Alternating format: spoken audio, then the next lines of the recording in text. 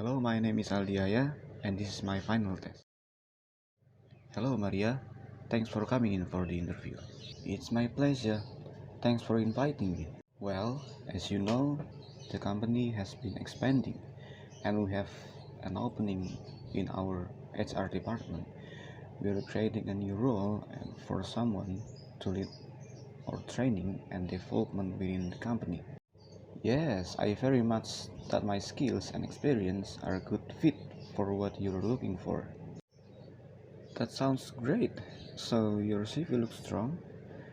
Thought it would be a good if you could give us an overview in your own words of what you've been doing over past 4 years or so.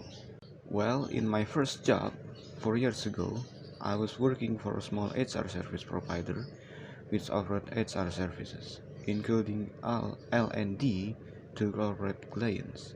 Okay, so it was only B2B?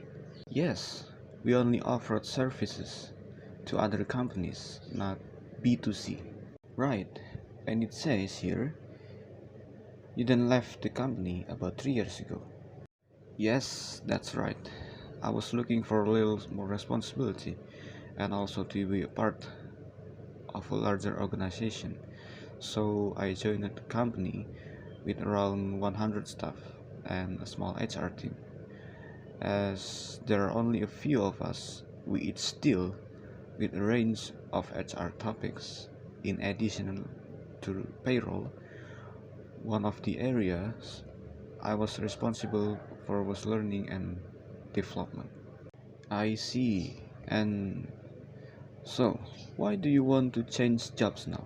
Well, I very much like L&D side of my role, and I've always had particularly good feedback for my work in this area. I believe I excel in that field, so I'm looking to specialize. And as your company has around 2,000 people, right? Yes, that's right. Well, an organization of this size would give me the scope to specialize in L&D. I'm also a big follower of your brand and feel fully aligned with your image and values. Well, that sounds good. And I can see you have an L&D qualification. Yes, I got a diploma 2 years ago. I'm also currently working on a further diploma in psychology with a specific focus on learning and performance management. Very good. Well, it looks like you have the qualification and experience we're looking for. What do you think will be the main challenge if coming to a much larger company? I can see that it might be perceived as a weakness to not have experience in an organization of this size, though I see that I could also be a benefit. I won't be bring too many preconceived and possibly inflexible ideas with me to the role. Yes, that would be a good thing. Also, I'm used to taking a very personal approach to employee development. I realize that such an approach with 2,000 staff members will have to happen in a different way, but I bring many ideas with me that can be replicated on a larger scale. I see what you mean. Right, so do you have any question for me?